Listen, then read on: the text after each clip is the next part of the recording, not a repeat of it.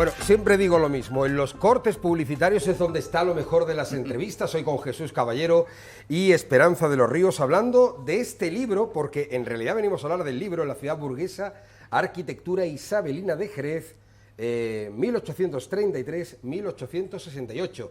Están invitados todos los jerezanos que quieren ir a verte a la presentación del libro en el Instituto Coloma el próximo viernes a partir de las 7:30. 7:30, sí. 7:30 de la tarde. El salón de actos del Instituto Coloma. Salón de actos. A ver, Jesús, vamos en principio con el libro porque Esperanza la he visto afilando bien el cuchillo porque, claro, detrás de todo esto, cuando gente como vosotros, que sois historiadores, que sois doctores en historia, editáis un trabajo, lo que en realidad va implícito es un mensaje de cuidado que esto es patrimonio. Cuidado que esto hay que no solamente cuidarlo, sino mimarlo. Y en esta ciudad burguesa, en esta arquitectura isabelina de Jerez, hay esa mordiente capacidad que tienes para decir, esto hay que restaurarlo y hacerlo bien, ¿no? Esa es la finalidad. O sea, hay un desconocimiento, bueno, del caserío urbano de Jerez hay un desconocimiento muy grande. Como yo decía el otro día en una entrevista que me hicieron en Diario de Jerez, que hay gente que no sabe que vive en una casa de José Esteve, que el que hizo, por ejemplo, allí la Plaza Esteve se debe a él por el mercado de abastos, ¿no? Que lo hace él, o de Valentín Domínguez, o de muchísimos arquitectos, José de la Cova, o maestros de obras gremiales que trabajaron en Jerez. Entonces, bueno, pues no saben ni que su casa es de esas personas, que fueron personas muy importantes, por poner un ejemplo, Balbino Marrón, un arquitecto que está aquí, después es arquitecto titular de la ciudad de Sevilla, ¿no? Con lo que Sevilla es una de las ciudades más importantes, sigue siéndolo, ¿no? de España, ¿no? Sí, aquí trabajaron arquitectos y maestros de obras realmente importantes que nadie los conocía. Yo saco aquí prácticamente una treintena y prácticamente unas 250 casas documentadas hechas por estos arquitectos y maestros de obra, ¿no? Entonces, eso es un primer paso para que la gente empiece a valorar el casco histórico. El casco histórico, los historiadores somos muy críticos con lo que pasa en Jerez, porque realmente no puede estar en el estado que está. Y una de las cuestiones es el desconocimiento. La gente no le da valor al caserío urbano de Jerez, que yo sigo pensando que es lo mejor, y cuando viene un turista aquí, pues lo que le gusta es pasear por sus calles, etcétera. Y en las calles que encontramos, pues muchas casas completamente deterioradas y cayéndose, ¿no? Entonces eso implica ya que después, si acaso hablamos, otras medidas que ya pasan de lo estrictamente artístico y arquitectónico, pero vamos, el libro va en cuestión. Yo he acotado la parte de Isabel II, el reinado de Isabel II, porque el siglo XIX es inmenso. El archivo de Jerez, que eso es otra, la situación del archivo de Jerez, es inmenso, es riquísimo, yo creo que uno de los más ricos de Andalucía y de España. Encuentras una documentación que no encuentras en otros archivos, y entonces he podido documentar muchísimas obras de... ¿Qué estamos viendo ahí exactamente, Jesús? No, esa es la invitación. No, pero aparte de la invitación, el escudo arriba que me llama la sí, atención. el del Instituto Coloma a la izquierda, y arriba es la editorial, que es Tierra de Nadie, que es la que la invitación parece una celebración del medievo. Bueno, pues sí. Pues sí. Esperanza, cuando tú vas por el centro y ves una finca con una fachada antigua que se cae entera y se hace una construcción nueva, ¿a ti qué te entra por el cuerpo? Me entran Veneno, ¿no? las 7 agonías, me pongo muy mal, me entran fatiguitas malas, como aquí decimos, me pongo muy mal, escribo en mi Facebook, lo que pasa es que mi Facebook no es público, porque se me trolean mucho y entonces pues he tenido que hacerlo solo para los amigos. Entonces yo intento no estar callada nunca, porque si me callo, pues si me trago la lengua me enveneno, como algunos pensarán. Entonces yo sufro y lo paso muy, muy mal, sea del siglo que sea la casa, ¿eh? A ver, yo voy a recordar que tú, Esperanza, eres doctora en Historia del Arte. Sí. Doctora en Historia del Arte. Doctora en Historia del Arte, sí. Has sido profesora en Sevilla. En Sevilla, en la Facultad de Bellas Artes de Sevilla, durante Profesora 16 años. En la Facultad de Bellas Artes de Sevilla. O sea, que eres una voz muy documentada, una voz, y nunca mejor dicho, docta para poder hablar de un tema. A ver, es que yo no quiero tampoco frivolizar, porque en la vida sí es cierto que hay que darle o quitarle dramatismo a las cosas, ¿no? Desdramatizar, pero la realidad es que duele mucho el centro, ¿no? Duele. Duele mucho el casco histórico y duele mucho, sobre todo lo que tú decías, Jesús, que no sepamos valorar el patrimonio arquitectónico que tenemos, ¿no? Sí, porque es una cosa terrible. Vamos a ver. Llegamos a una casa, llega un señor y se compra una casa en el centro. Lo primero, al arquitecto. Yo quiero un garaje y quiero una piscina en la azotea y quiero un no sé cuánto. Querido, perdona, cuando tú te vienes a vivir a un centro medieval, tienes que renunciar a ciertas cosas porque vivir en un centro medieval es un privilegio y lo primero que tú tienes que tener es educación y respeto al sitio donde te vas a vivir. Si no se lo tienes, vete a los adosados, que están muy bien, y ahí puedes tener todo lo que te dé la gana. Hay que saber vivir en el centro. Y eso hay que educar a la gente desde el principio. Hay que despertarle la sensibilidad patrimonial y, como dice Jesús, el respeto por su ciudad, por su historia, Ya, pero por su si pasado. la ley te lo permite... Mira, las Es que leyes- entramos en la cuestión moral, entramos en la cuestión ética. Lo antiguo no se toca, es decir, si alguien compra un palacete en pleno casco histórico, ¿qué pasa? ¿Que hay que remodelarlo exactamente igual a como estaba originalmente? según la ley, sí. Lo que no se puede hacer, lo que se está haciendo a veces es que se tira todo y se construye algo nuevo, porque detrás de eso, pues hay... mi libro, por ejemplo, el 19, se hace mucha arquitectura de fachada. Entonces, se hacen fachadas nuevas, pero el interior muchas veces, detrás de los muros, hay partes que son del siglo XVII. ¿Qué estamos viendo, por XVIII. ejemplo, ahí? Esta es la antigua comisaría de policía, Ajá. es un edificio que hace... ¿Era un palacio? Elías Gallego en 1874 para don Pedro Domé. Esto es el edificio de la UNED, la calle San Cristóbal número 8, y lo hace Valentín Domínguez. Esto es una bodega de Agustín García Ruiz, que está en la calle en la calle Muro. Esa no me ve muy bien, pero es una edificación típica del 19, un plano del 19. Jesús, este es nuestro Jerez Esto es más una casa, jerezano, ¿eh? esto es una casa almacén, porque aquí en Jerez, la ciudad burguesa, lo que se estila son las casas almacenes, o se llaman también casas bodegas. Generalmente la parte de abajo son tiendas, la parte principal de arriba, el primer piso, donde vive la persona, el dueño de la tienda, y la parte superior solía ser zona también de almacén de granos, porque los granos, etcétera, se solían almacenar en la parte de arriba, que la temperatura es más... Son bodegas, con la destrucción de bodegas que ha habido, y se siguen tirando bodegas por todas partes. La ciudad que era Jerez. Entonces yo presento planos inéditos, planos de edificios, La cosa edificaciones. más bonita, ¿eh? Yo- Esto, por Una ejemplo, esta maravilla. imagen. esto está aquí al lado. Que además es como románica, el abocinamiento ese, el medio Bueno, no. punto y lo... Esa entrada que se ha visto ahí con columna de capitel jónico era en la calle Carmen número 4, que es una entrada que hace Agustín García Ruiz Precioso. en 1864. Y esta es la casa ahí, precisamente por la parte de atrás. Esa tiene una torre mirador, la casa tiene una torre mirador. Había otras casas con torre mirador, como por ejemplo, hablando, el Palacio de Salobral, del Marqués de Salobral, que estaba en Cristina con su torre mirador, el Mamelón. Lo que el Mamelón se tiró, eso se tiró prácticamente en la época de Primo de Rivera. Pues sí. Y fue una pérdida muy grande, era un palacio que además viene ahí documentado. Ese palacio en verdad se hizo como una posada, se hizo principalmente como una posada, y lo hace un arquitecto sevillano que se llama José San Martín, y se tiró para ampliar la plaza del Mamelón. Para que pasara por allí voy la a poner carretera otro nacional. ejemplo, el cuartel de Tempul. El cuartel de Tempul se empieza a construir por José Esteve ya en 1880 aproximadamente. Era un edificio impresionante con columnas de hierro fundido, con un patio de armas impresionante que podía haber servido para una universidad, para lo que sea. Se tiró entero. Un edificio que podía haber sido rehabilitado, sobre todo para cuestiones culturales, educativas. Entonces, aquí se han También hecho... pasó lo mismo con el acuartelamiento de la Asunción, ¿no? El cuartelamiento de Asunción era más moderno.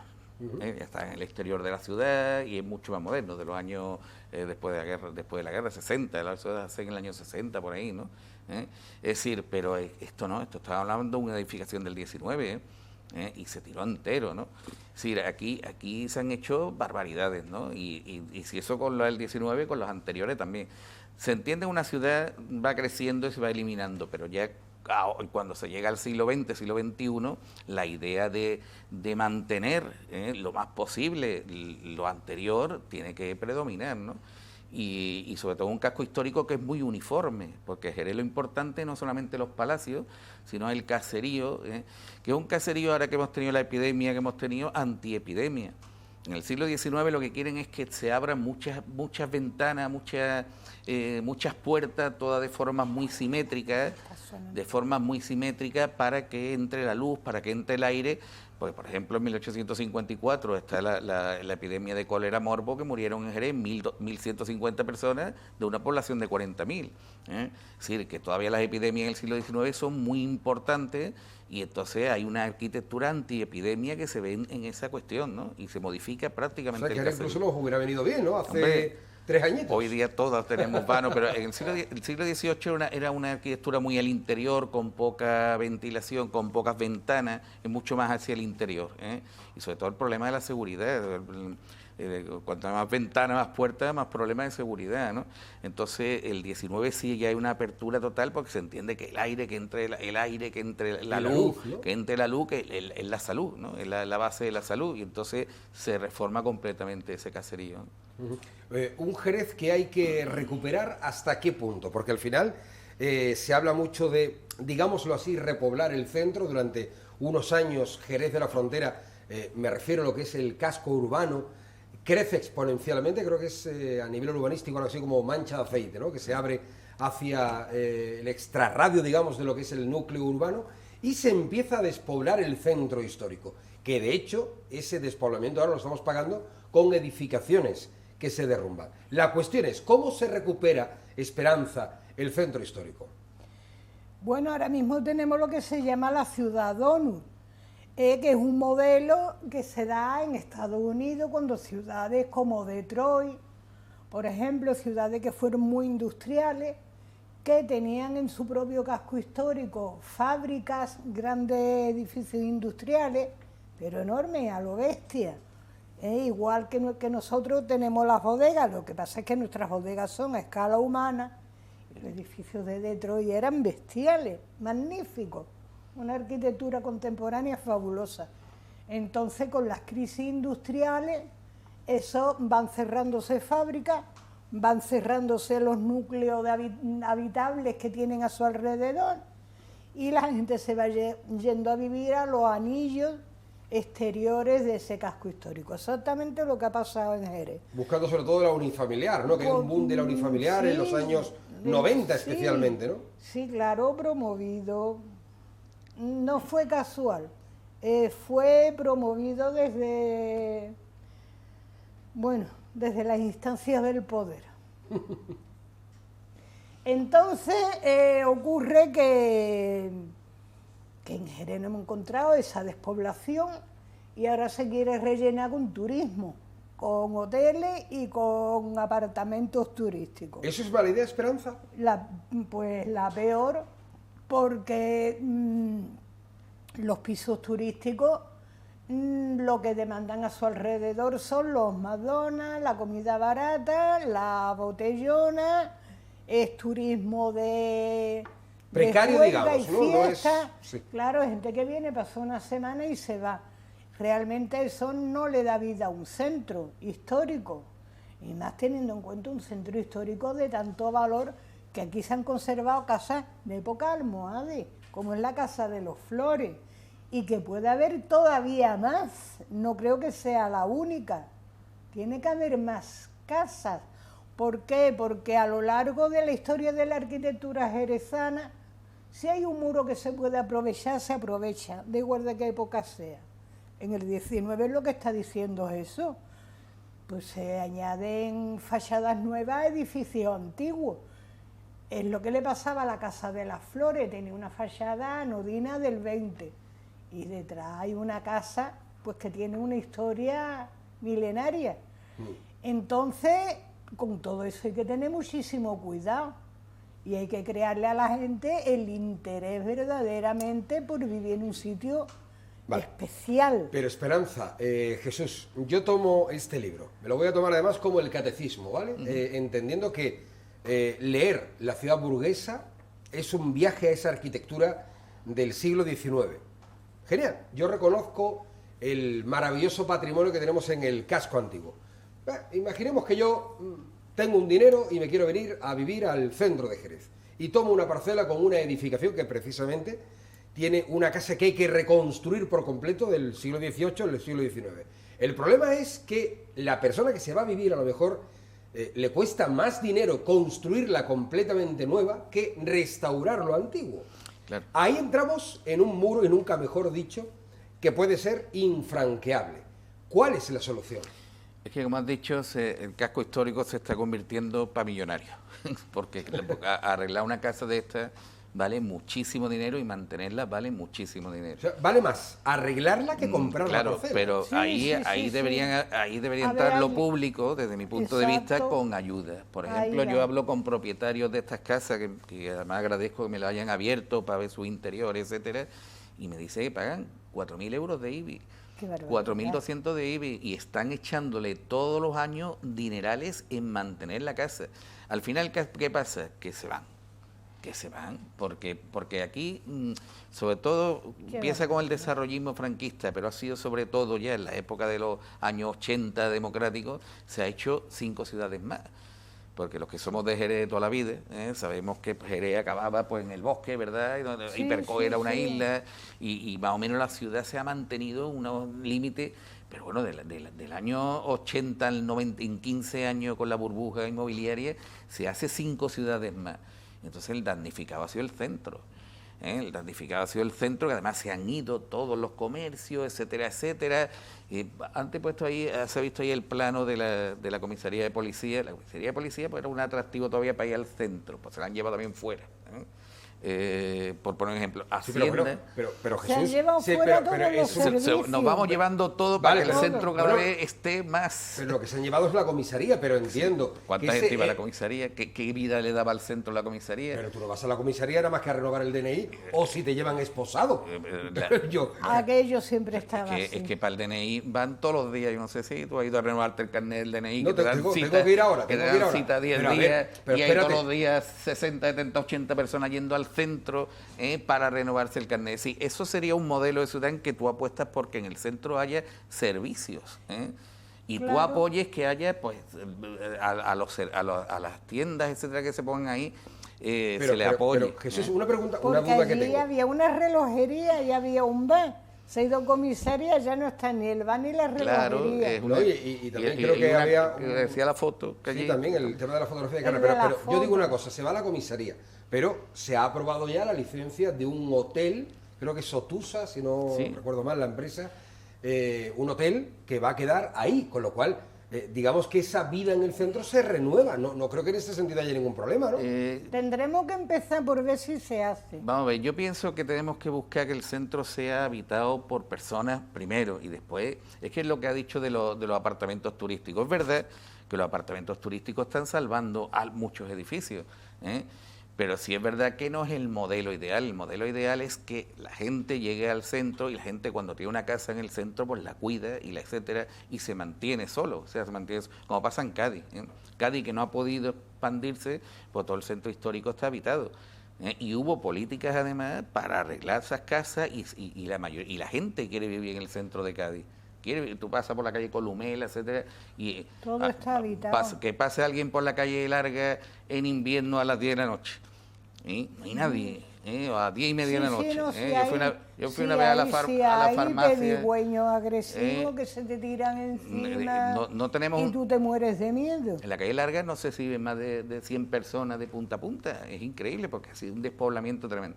O sea, el centro histórico no ha podido competir con la cantidad de casitas en el exterior que se han hecho, etcétera, pero que por otra parte eso ha hecho una ciudad insostenible. En Jerez es enorme la movilidad interior, los autobuses, la policía que tiene que abarcar tremendo, la basura que antes necesitaban aquí basureros, ahora necesitan muchos más, entonces y se van rompiendo las cosas y hay que regenerarlas.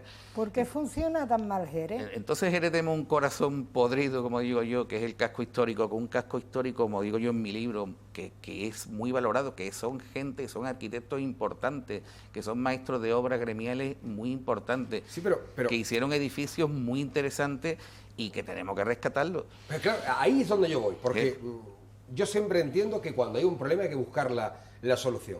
Esperanza, Jesús, ¿cuál es la solución?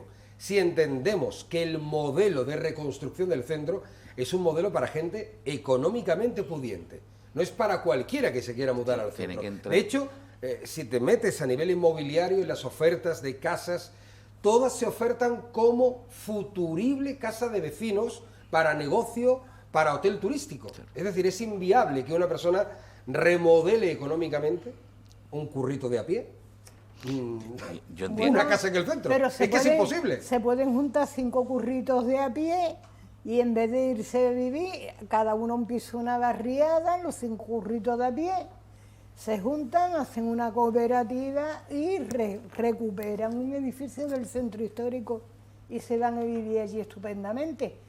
Eso sí, hay que ayudar. Lo público tiene que entrar a Lo público ayudar. tiene que ayudar. El Lo problema de público Que se tiene- impliquen las se tiene que administraciones. implicar. ¿Quién? ¿El ayuntamiento, la junta, el Todo. gobierno central? Todo, todo. pero el ayuntamiento el primero, Todo, porque el el ayuntamiento es primero. que le interesa que se mantenga Jerez. Yo es que lo digo sinceramente, del presupuesto municipal, un porcentaje anual tiene que dedicarse al casco histórico. Y eso tendría Yo calculo que un ser 7-8%. un pacto de gobierno para Claro. todos los partidos políticos que entraran Bueno, a de todas gobernar. formas, Y como- a ver, y como- que no y- quiero- yo y no como quiero se aquí- restauró pero sí que es Hamburgo. verdad que se están haciendo cosas en el centro. Sí, pero- La Plaza Belén se ha remodelado, la Plaza Belén es una auténtica maravilla como estaba hace muy poquito Pero- tiempo. pero vete- se va a reconstruir ahora, se va pero- a construir pero- un pero hotel, pasea por la el calle Museo Belén. de Lola Flores, por ejemplo. Pasea por la calle Belén, Está que rodeada de está todo lleno ruinas de la Plaza edificios en Belén. ruinas. Tú coges desde la policía hacia arriba, mira a la izquierda, edificio en ruinas, edificio en ruinas, edificio en ruinas. Esto, vamos, que un día se cae un balcón y mata a alguien, ¿eh? Y es continuo, ¿no? Esa realidad está ahí, ¿eh? Y además te va por todo Jerez y es así, ¿no? Y yo creo que cualquiera lo ve, ¿no?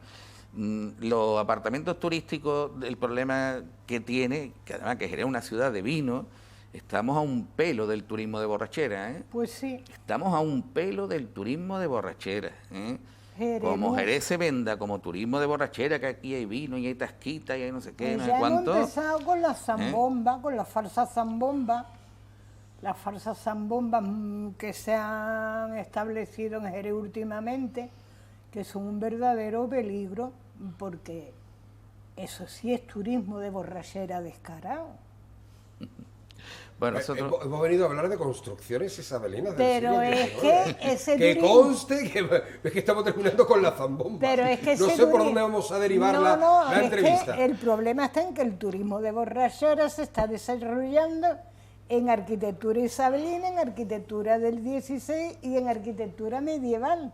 Bueno, todo es porque las casas del caserío Están urbano se vacías. hace para habitarse, no se hacen sí En para eso sí que negocio. en eso sí que estoy de acuerdo El contigo. problema de los O negocios sea, es volver que- a habitar, pero claro, a mí me gustaría saber cómo, ¿no? Cómo cualquier persona que incluso Tú- tenga un proyecto de vida no se vaya a un piso al extrarradio o se vaya a un unifamiliar y diga, oye, ¿por qué no me voy a vivir Hombre. al barrio de San Mateo, ¿no? ¿Por qué no me voy a vivir, no Yo- sé, a yo no- Santiago, a San Miguel? Yo no niego que había ciertos esfuerzos y que se están arreglando cositas, pues yo lo veo, ¿eh?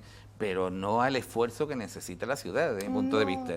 Yo pienso, igual que se restauró la ciudad de Hamburgo, que fue manzana por manzana, calle por calle, después de la Segunda Guerra Mundial, pues hay que hacer lo mismo, señores. Este año toca esto, y en 15 años arreglar todo el casco histórico. Exactamente. Cuando tú las casas estén todas arregladas y se vayan estableciendo y un plan de repoblación.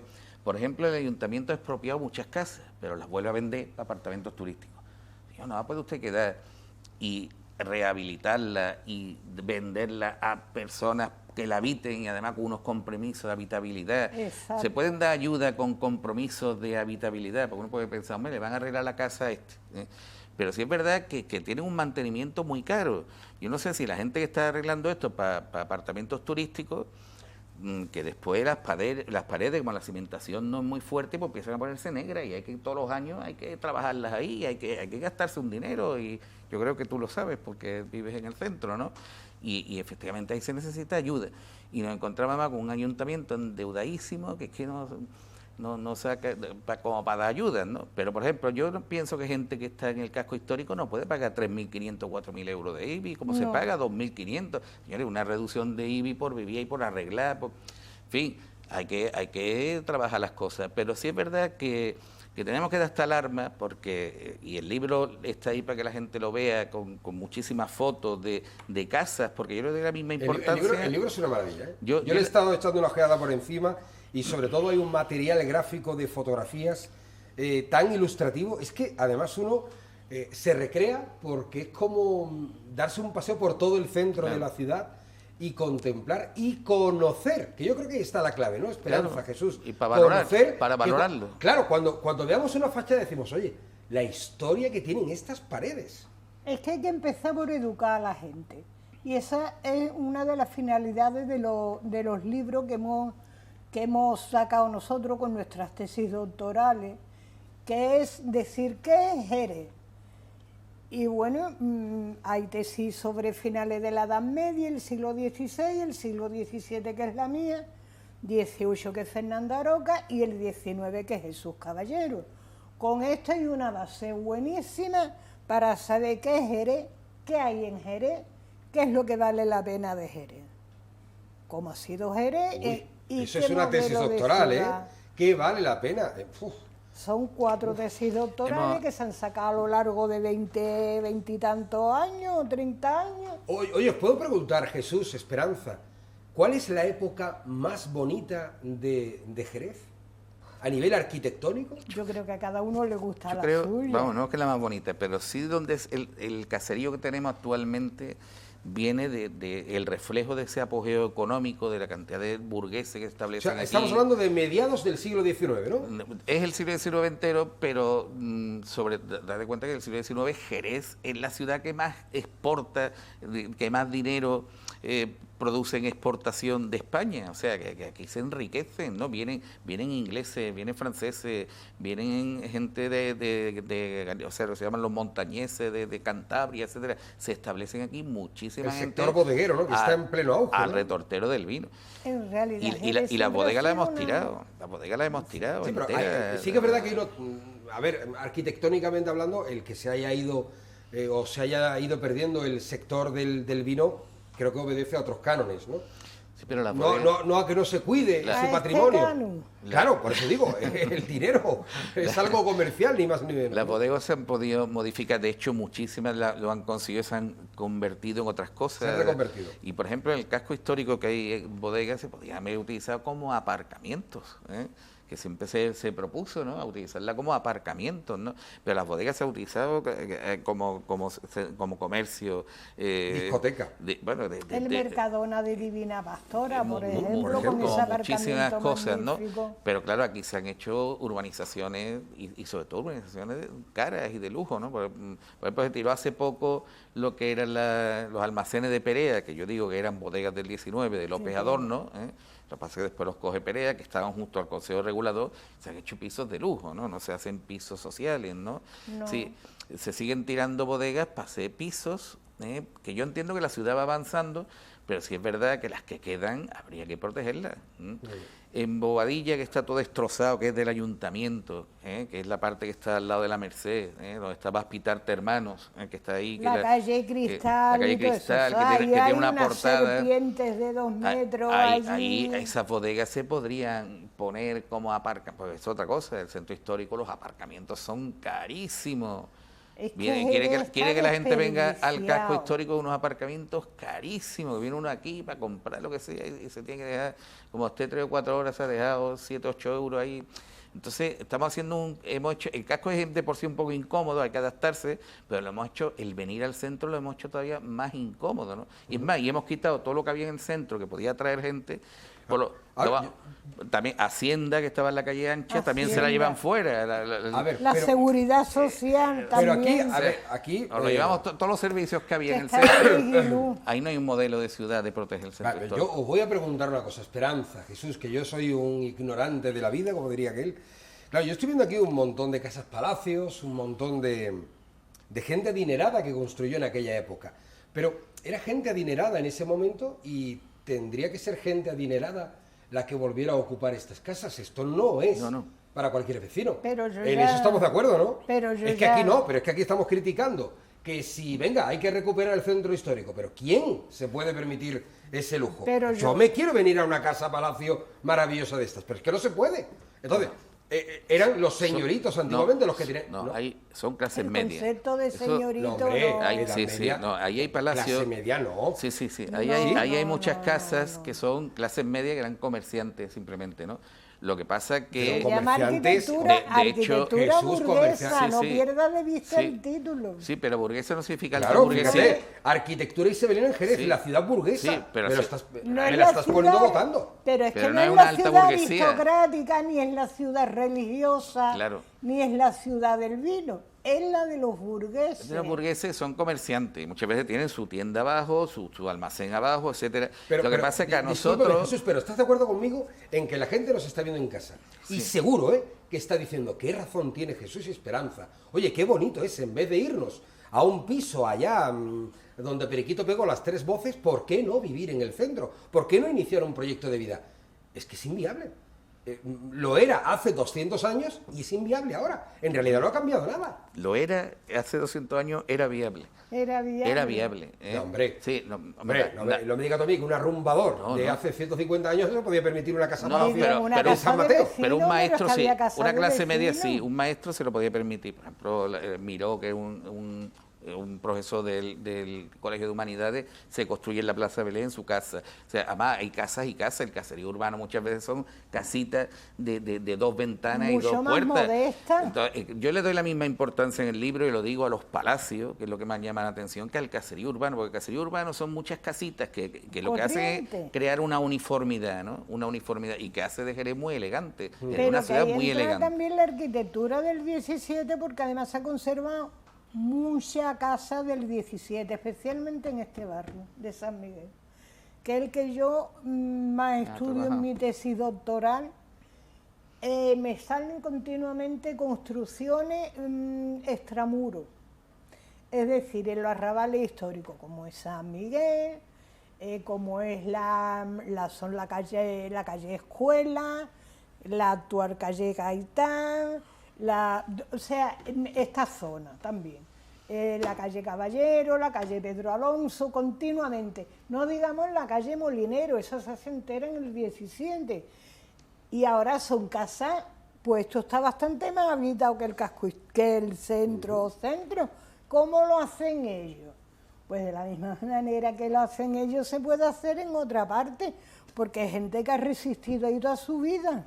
Oye, que tengo de verdad 1.000.000 de preguntas más. Es más, entablaríamos un debate, yo creo que interminable y también apasionante, sobre cómo recuperar la vida en el casco histórico, sea como fuere, de una manera o de otra, hay que recuperar el centro histórico. Porque Pues lo que sí sí que tengo claro es que, y además sobre todo echando una ojeada a tu libro, lo único que puedo decir es qué bonita es Jerez. Y eso sí lo tengo claro. Que tenemos un tesoro, que tenemos un patrimonio que hay que cuidar, ¿no? Ujú. Yo creo que sí, vamos, yo creo Merece que la pena. primero hay que conocerlo, valorarlo y cuidarlo, ¿eh? Es lo que tenemos que hacer, ¿no? Es nuestra obligación como jerezanos dejarle esto a otras generaciones futuras, ¿no? La ciudad burguesa que se presenta en el Instituto Coloma el próximo viernes 7:30 con Esperanza de los Ríos, que ha hecho el prólogo, y aquí nuestro amigo Jesús Caballero Rangel, autor de esta auténtica maravilla, un viaje a ese Jerez de mediados del siglo XIX. Un placer. Ya, Y muchas gracias. seguiremos hablando, que el debate me ha gustado. Nada, cuando queráis, pues nos Empezó ahí llamáis. fuerte Esperanza, digo, madre mía, ¿cómo va a acabar esto? Pero ha acabado bien, ha acabado bien. No ha habido ningún derrumbe de edificio. Muchísimas gracias. Pues bueno, gracias a ti. Hasta la próxima. Vamos con un acto que tuvo lugar y no abandonamos la Feria del Caballo, porque el pasado jueves se presentaba... Espera un momentito que te doy el libro. Sí, dedícalo, por favor, un placer. Decía, la Asociación Sombrero de Ala Ancha, que entregó el premio, precisamente Sombrero de Oro, a la Hermandad del Rocío de nuestra ciudad, por su labor de divulgación de las costumbres. Y claro, cómo no, el uso del sombrero de ala ancha. Allí estuvimos y así fue este acto. En Jerez de la Frontera, siendo las 12 horas del día 12 de abril de 2024, se reúne la Junta Directiva de la Asociación Sombrero de Ala Ancha Jerezano presidida por su presidente, don Álvaro Domecq Romero, asistiendo a la misma los socios que componen dicha Junta. El único punto a tratar es el otorgamiento de premio Sombrero de Oro en su 12ª edición correspondiente al año 2023. Se acuerda por unanimidad otorgar dicho Sombrero de Oro a la Real Hermandad del Rocío de Jerez de la Frontera. Esta asociación, con toda la devoción y admiración que merece la Real Hermandad del Rocío de nuestra ciudad, se quita el sombrero para acercarse a los pies de la Blanca Paloma y hacerle entrega de este sombrero de oro que tanto valor tiene para quienes nos sentimos en la obligación de mantener y potenciar las tradiciones y costumbres de nuestra tierra, que ha sido capaz de llevar por todo el mundo su olor, sabor y color dentro de una copa que emite destellos de luz, como la corona de esta nuestra Madre de las Marismas. Hoy nos sentimos orgullosos de tener a la Real Hermandad del Rocío como protagonista de este acto y recordad que quien permanece ajeno a la tradición y a las costumbres es cómplice de su pérdida. Sin más asunto que tratar, se levanta la sesión siendo las 14 horas y para que conste a todos los efectos se extiende el acta aprobándose por unanimidad. Muchísimas gracias a esta asociación del Sombrero Arancha. Como sabemos todos y como podéis ver en el Rocío siempre es una prenda que llevamos a gala y a diario todas las personas que no solo los que van o vamos a caballo, sino cualquiera que está alrededor de la romería, porque además es donde se hace por momentos muy necesaria, ¿no? Y bueno, el que os hayáis acordado de nosotros pues es un inmenso honor y bueno, compartir hermanos tan ilustres como el mismo presidente de la asociación es también un motivo para dar gracias a la Virgen cada día. Y bueno, ya con los preparativos de esa romería que tenemos en puertas, pues esperamos que nos podamos tomar una copa alrededor y cerca de la Blanca Paloma y a buen seguro que tendremos este reconocimiento en la Casa de Hermandad para que todos los hermanos lo puedan ver y acoger a todo aquel que se acerque. Muchísimas gracias y viva la Virgen del Rocío. Venga. Bueno, pues ahí veíamos un feliz Álvaro Domecq, felices en definitiva en esta asociación y sobre todo a la gente de la Hermandad del Rocío de Jerez por este reconocimiento, el Sombrero de Oro. Vamos a cambiar completamente de asunto porque ahora en Jerez al Día abrimos nuestra sección del voluntariado, porque resulta que el pasado día 13 fue el Día Mundial del Comercio Justo y hoy tenemos a dos integrantes de Proide Andalucía que son Leticia García. Leticia, ¿qué tal? Muy buenos días. Buenos días. ¿Cómo estás? Muy bien. Y Alberto Verdecia. ¿Qué tal, Alberto? Buenos días. Bien. ¿Cómo estás? Muy bien. Alberto, que vienes de Colombia. Colombia. Del Caribe colombiano. Del Caribe colombiano. Qué tierra tan maravillosa, ¿eh? Muy gracias, bienvenidos. Además, tu aspecto da, no sé, da a entender, y sobre todo, más que el aspecto, tu forma de hablar, que viene, como diría aquel, allende los mares, ¿no? Oye, antes que nada, porque tenemos que irnos a publicidad, pero quiero que expliquéis qué es Proide. Vale. Bueno, pues Proide es una ONG de cooperación internacional, que eso significa que nuestros beneficiarios directos están en otros países, pues principalmente en África y en América Latina y también en Asia. Y entonces, bueno, pues Proide significa promoción y desarrollo pues de esas personas que no han tenido la suerte o los privilegios que tenemos nosotros en esta parte del mundo y les apoyamos sobre todo en el ámbito de la educación. Entonces, ¿qué hacemos aquí, ¿no? en España?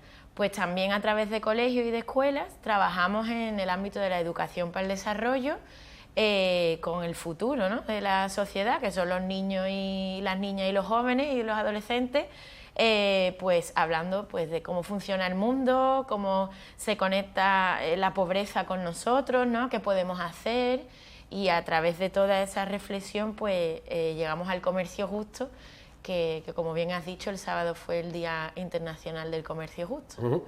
Y aquí nuestro amigo Alberto, claro, vienes de Colombia. ¿Qué hay en Colombia y en grandes cantidades? Aparte de una maravillosa naturaleza, ¿no? Café, mucho café, ¿no? Sí, así es. De hecho, vengo de una asociación de pequeños productores de café ecológico y de comercio justo. Y bueno, estando aquí en la provincia de Cádiz, estudiando, aspiré a prácticas y las estoy haciendo precisamente en Proide. Un poco para transmitirle a las personas de acá de destino de que sí vale la pena consumirse una taza de café que tiene un impacto positivo en las familias productoras. Sin duda alguna. Qué rico está el café, ¿no? No. Es que yo creo que es la bebida que más se bebe en el mundo, ¿no? El café, ¿no? Ya, Bueno, junto con el té. Habría que ver, y no sé yo la cerveza. Es verdad, es que sí, hombre, ya si nos ponemos así, el vinito de Jerez, ¿vale? Un buen fino de Jerez. No, pero, hombre, yo digo que el café es una, Sí. digámoslo así, bebida universal, ¿no? Sí, además es lo que él decía, ¿no? Al ser originaria de otros lugares, pues el café conecta a todo el mundo, ¿no? Siempre vamos a tomar un café significa vamos a encontrarnos, ¿no? Vamos a compartir, independientemente si el café es colombiano o de Etiopía, ¿no? Sí. Ya me tienes que explicar dónde viene la cancioncita esta de ojalá llueva café en el campo, ¿vale? Que además se le mete la gana. Seguro que a la gente también le pasa en casa, que se le ha metido la cancioncita en la cabeza. Os voy a seguir preguntando, ¿vale? Por Comercio Justo, por Proide, pero me vais a permitir que hagamos una pausa para la publicidad. No sé si habrá algún anunciante de café, pero en todo caso, a vuelta del bloque publicitario, hablamos aquí con nuestros invitados de Proide y de El Comercio Justo. ¿Es una utopía? ¿Es algo que se puede alcanzar? Enseguida se lo contamos.